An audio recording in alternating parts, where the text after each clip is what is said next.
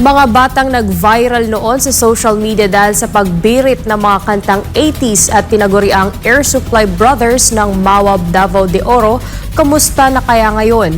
Bakit ang kanilang buong pamilya kasama sa mga matatapang na dumidepensa kay Pastor Polo C. Kibuloy sa kabila ng iba't ibang intriga at aligasyon?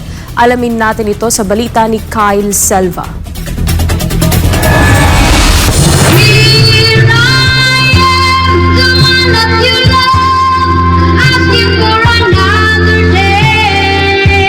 Sila ang mga batang nag-viral sa social media noong 2017 mula sa Mawab, Davao de Oro dahil sa pagbirit ng mga kantang 80s.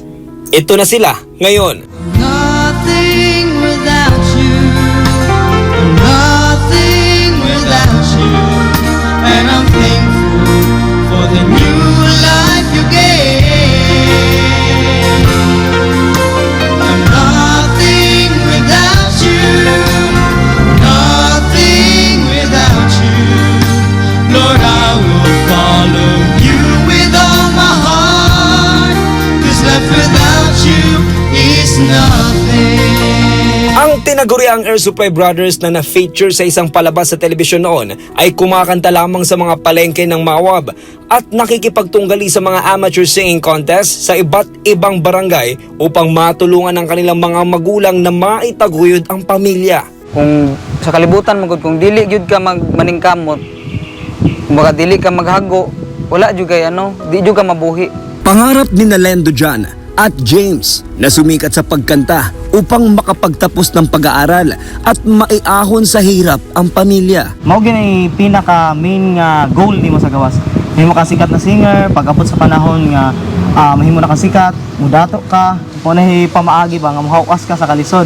Ngunit nagbago ang lahat ng masumpungan nila ang bansang kaharian sa pamamagitan ng kanilang lola na unang nakapakinig sa mga mensahe ni Pastor Apollo C. Kibuloy at sa mga musika ng KOJC sa radyo. Pinagi bito sa music, mga dool among kasing-kasing diri sa Kingdom ba kay sa Kingdom makita na mo ang sa nagatanaw mi dati sa TV, makita na mo ang mga musician bitaw nagakanta. Unta gi-desire pud namo nga unta maabot ang panahon nga mahalad pud namo among talent diha dili lang sa diri sa kalibutan ba nga kanta lang ka kay para palakpakan ka, mukanta ka kay para maka-income ka. Gusto po namo ba nga ihalad among talento nga mabalik na mo samahan bitaw. Ngayon, umaawit sila hindi na para sa palakpak ng tao, kundi upang maghandog ng papuri sa Diyos na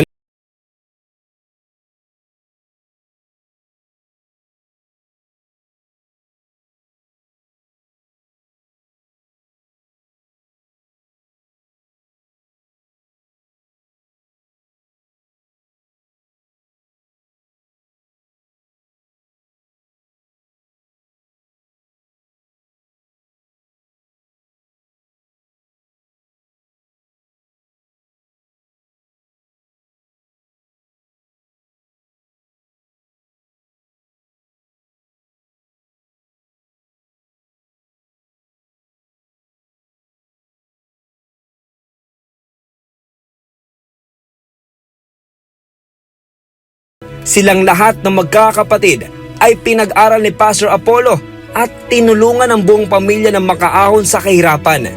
Ngayon, magkakasama na sila na naglilingkod bilang mga misyonaryo sa KOJC. Pagsulod na mo, free kami, bisa asa mo ito na may balay. Tapos kitagaan dyan may balay ni Pastor.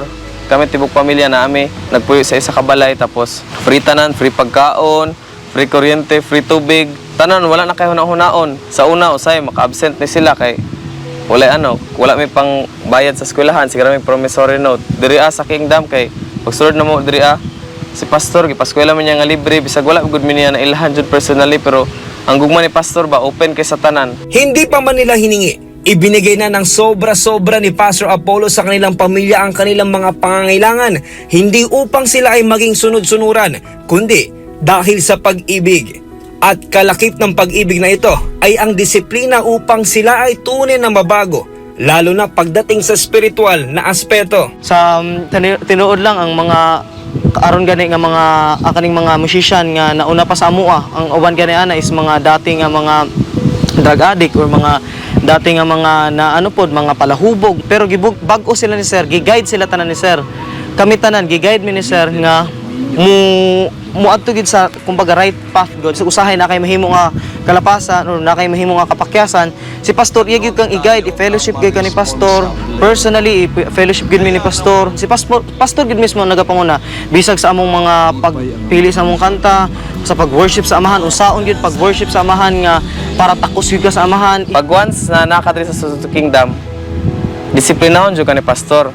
Kami as musician, yung disiplina may ikaw mali na imong ginabuhat, dili na maayo ingani.